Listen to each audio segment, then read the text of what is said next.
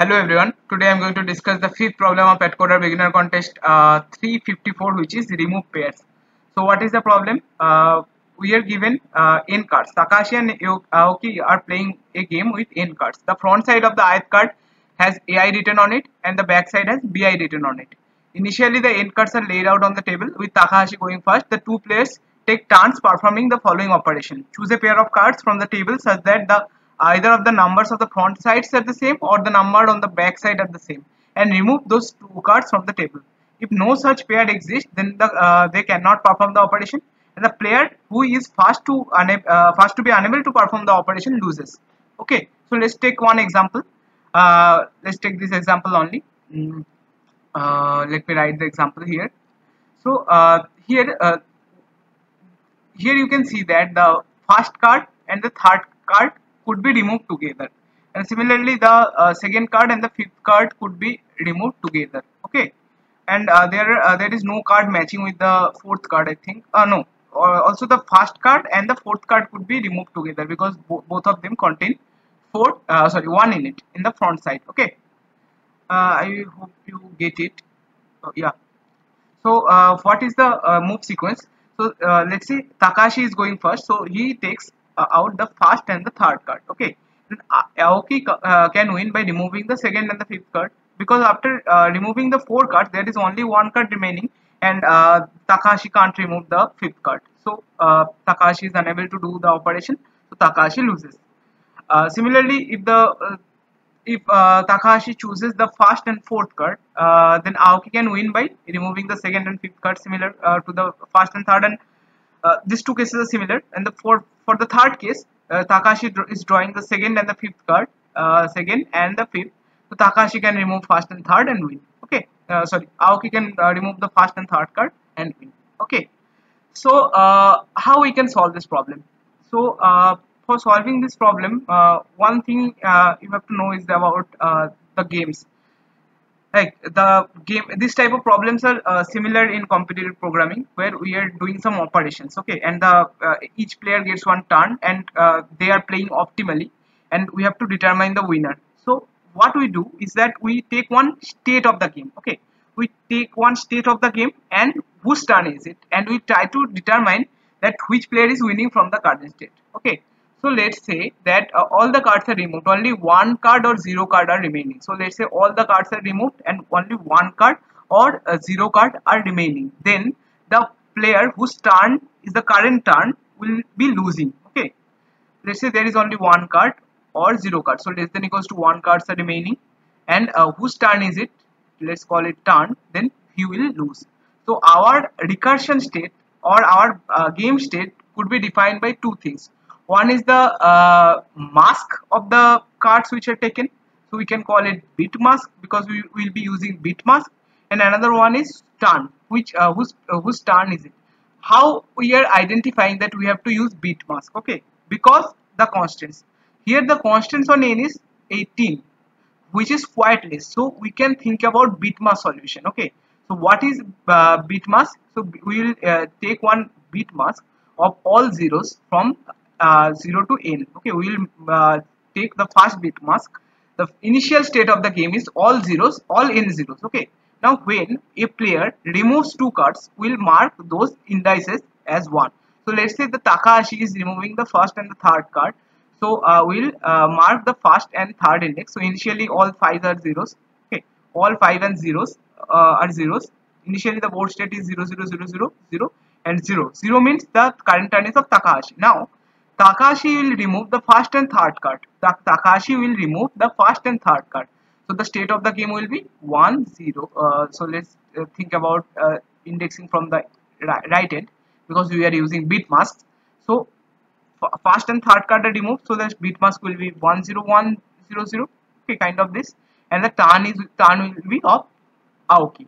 Okay, now Aoki will remove the second and the fourth card or second and the fifth card. Let's say he is removing the second and the fifth card.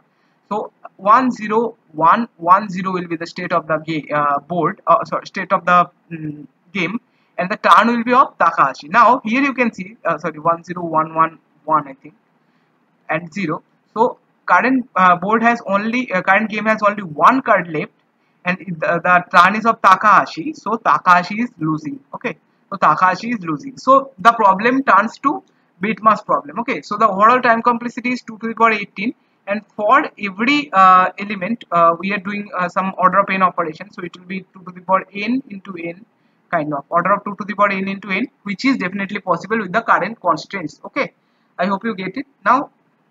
Along with this we have to use memorization also, because if we do bit mask thing, only bit mask thing recursion, there could be some overlapping states, so we have to use recursion with memorization. Okay, now let's jump into the code. The idea of the problem is quite straightforward. When you identify that this problem could be solved with bit mask and recursion, and after that you will think that the memorization can also be added to optimize the time complexity, then the problem becomes quite straightforward. So let's jump into the code, you will understand it better. Okay, I think this is the code. Yeah, this is the code. So here I am taking one dp of 2 to the power 18 and 18. So the first parameter is the whose turn is it, and the second parameter is the turn, whose turn is it. Okay, now let's take the initialization part. We are initializing the dp array with all minus ones. Okay, now this part is for taking the inputs. Now we are also maintaining one vector. Okay, so what this v does is that this will check that if the ith card could be paired with the fourth card, jth card. So for this, the one card could be paired with fourth card, so we'll make one graph like structure, adjacency list like structure.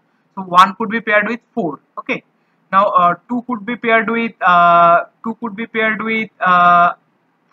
Okay, so we'll add 2 5 here.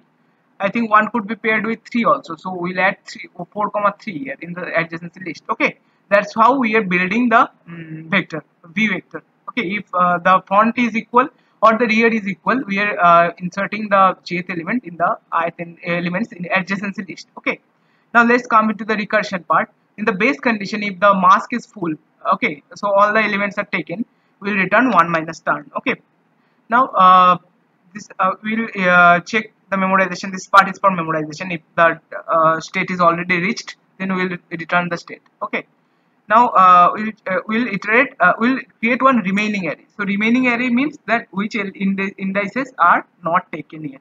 Okay, so if the ith element is not set in mask, we'll take that element in the remaining set. Okay, now here is one important part, is that how to initialize our answer.